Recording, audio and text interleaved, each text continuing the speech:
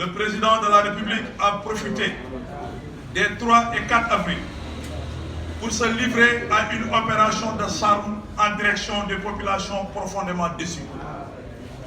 Une tentative qui n'aura été en définitive qu'un coup d'épée dans l'eau face à des citoyens désabusés devant tant d'incompétence et d'irresponsabilité érigées en méthode de gouvernance. En effet, les Sénégalais qui subissent de plein fouet la politique antinationale et antisociale du pouvoir passif sont de plus en plus nombreux à ne nourrir aucune illusion concernant ces promesses creuses suivies de reniement et ces manipulations grossières. Leur circonspection devant le fameux rapport sur les finances publiques que l'on cesse à enterrer désormais tant son effet est ravageur pour le pays en atteste avec éloquence. En mots, à peine couvert, le président de la République a annoncé un projet de révision constitutionnelle tendant à instituer un premier ministre super fort.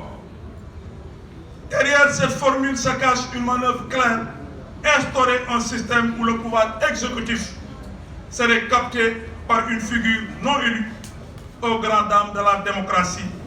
Autrement dit, donner corps et vie institutionnelle à l'État Sonko que le FDR ne cesse de dénoncer. Les prémices d'une telle forfaiture étaient perspectives dans certaines actions phares de l'État. Centralisation des dépenses publiques au niveau de la primature.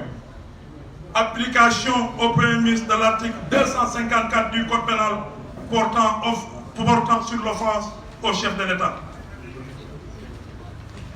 Dépôt d'une proposition de loi dépouillant certaines prérogatives foncières des collectivités territoriales au profil des structures dépendantes de la primature.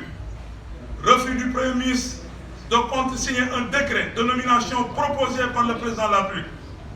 Utilisation systématique par le Premier ministre de l'avion présidentiel pendant ses voyages. Au même moment, le président Bassirou Diomaye Diakhar Faye annonce l'organisation d'un dialogue sur le système politique.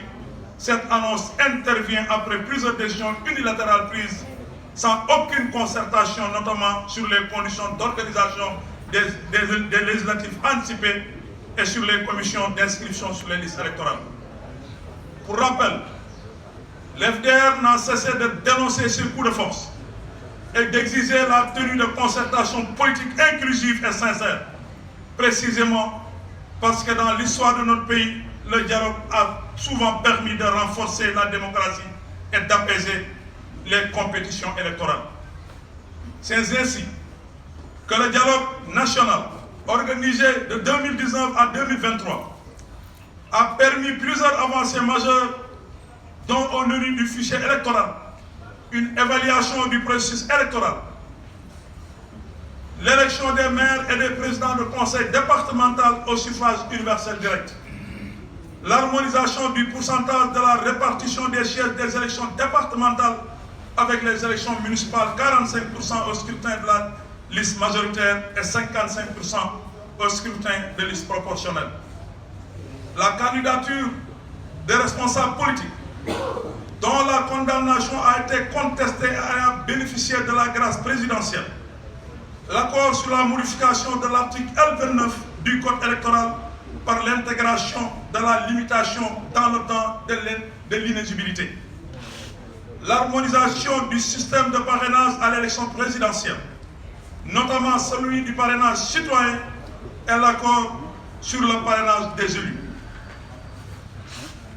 L'accord sur le montant de la caution qui ne peut excéder la somme de 30 millions de francs CFA pour l'élection présidentielle. La mise en place du pôle judiciaire financier et le renforcement des pouvoirs de l'OFNAC. Des accords de principe sur la modification de la loi 81-17 du 6 mai 1981 relative au profil politique dans le sens de son renforcement, le financement des partis, les statuts du chef de l'opposition et la mise en place d'une commission d'évaluation de la Sénat et du CNRA. L'FDR, constant de son option principielle, demeure favorable au dialogue politique à condition que celui-ci soit sincère et permette des concertations fructueuses dans l'intérêt du Sénégal, mais il ne cautionnerait aucun dialogue subterfuge visant à couvrir un transfert anticonstitutionnel du pouvoir exécutif à un Premier ministre super fort. En tout état de cause, et comme pour tous les dialogues précédents, il revient au président de la République de prouver sa sincérité en s'engageant solennellement à faire respecter les libertés s'inscrites dans notre Constitution et à appliquer l'ensemble des recommandations consensuelles issues des discussions, le cas échéant. Un tel engagement s'impose, d'autant plus que le consensus obtenu à l'occasion de la seule rencontre à laquelle l'opposition a participé avec le ministre de l'Intérieur à la veille des législatives de 2024 avait été cavalièrement invalidé par l'exécutif. Une nation soudée, s'est battue sur le sacre de la vérité et de l'éthique et non sur la culture du reniement et de la duplicité. Je vous remercie. Voilà, merci beaucoup. Nous allons passer la parole à notre camarade Pape Djibril Ndiaye, qui va faire la déclaration en Wolof. Moi, le président de la commission jeunesse bu FDR. Massali, moi, président commission diaspora bu FDR.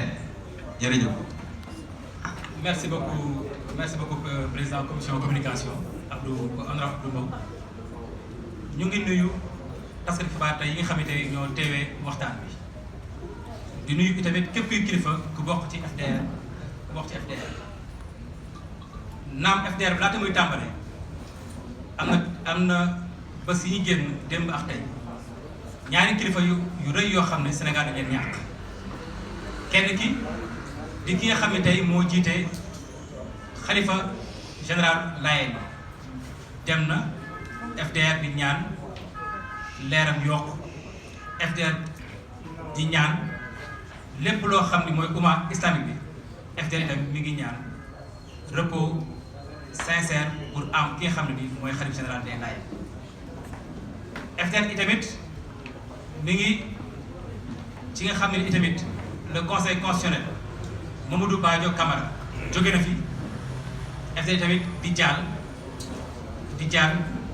itamit Mamadou Badio Camara donc FDR mi ngi jàll xalif général des Layènes di jàll itamit le président du conseil constitutionnel.